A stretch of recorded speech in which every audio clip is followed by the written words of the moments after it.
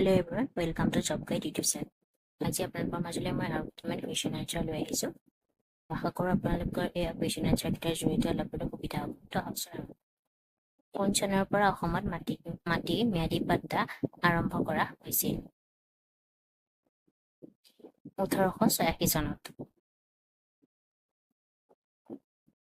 আহোমসকলৰ শেষ কীৰ্তিস্তম্ভটো গুৱাহাটীৰ ক'ত অৱস্থিত? বশিষ্ঠাশ্ৰমত। জয়দৌল আৰু জয়সাগৰ পুখুৰী কোনজন আহোম স্বৰ্গদেৱে নিৰ্মাণ কৰিছিল? আহোম স্বৰ্গদেউ ৰুদ্ৰসিংহই। প্ৰাচীন অসমৰ ইতিহাস ৰচনাত আটাইতকৈ বেছি সমল যোগোৱা সংস্কৃত গ্ৰন্থখন কি আছিল? কালিকা পুৰাণ।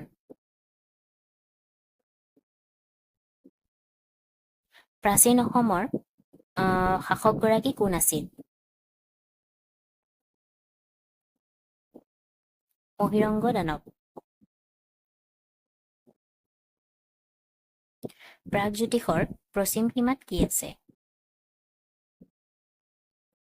বৰ্তমান বাংলাদেশৰ কৰতোৱা নদী।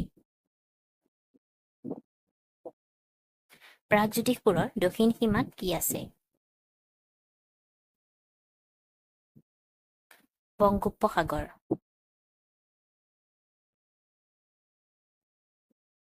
প্ৰাচীন কামৰূপ ৰাজ্যৰ 4টা ভাগত বিভক্ত আছিল, সেইকেইটা কি কি? কামপীঠ সোণকোষ বা স্বৰ্ণকোষ নদীৰ পৰা ৰূপহী নদীলৈকে।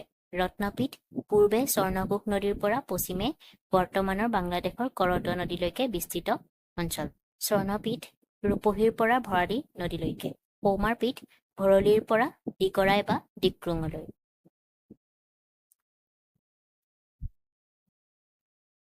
মূলা গাভৰু কোন আছিল? বৰগোহাঁই ফাংচেংমুঙৰ পত্নী। তুব্বকৰ আক্ৰমণৰ সময়ত নিজে ঘোঁৰাত উঠি শত্ৰুপক্ষৰ লগত যুদ্ধ কৰি প্ৰাণ ত্যাগ কৰিছিল।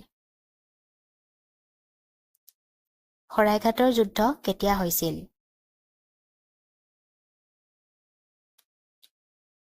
1671 খ্ৰীষ্টাব্দত মোগল আৰু আহোমৰ মাজত হৈছিল।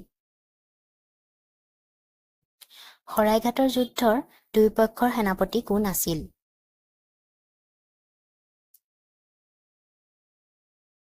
লাচিত বৰফুকন। আহোম পক্ষৰ আৰু ৰামসিং মোগলৰ পক্ষৰ। প্ৰথম মোৱামৰীয়া বিদ্ৰোহ কেতিয়া হৈছিল? 1769 খ্ৰীষ্টাব্দত।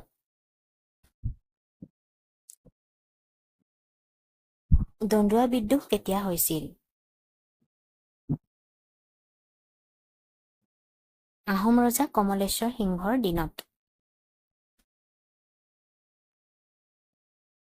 দন্দুৱা বিদ্ৰোহৰ নেতা কোন আছিল?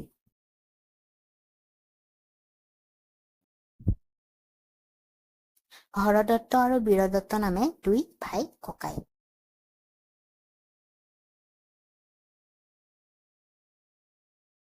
দন্দুৱা বিদ্ৰোহৰ কাৰণ কি আছিল?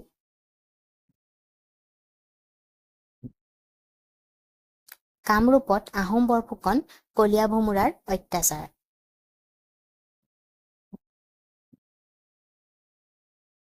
মোগলসকলে অসম আক্ৰমণ কিমানবাৰ কৰিছিল?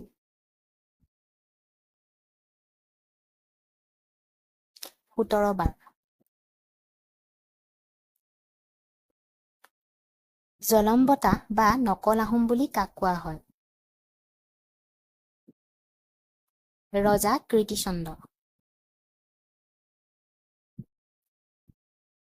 চকৰি ফেঁটী বুৰঞ্জীৰ ৰচক কোন? নুমলী বৰগোহাঁই।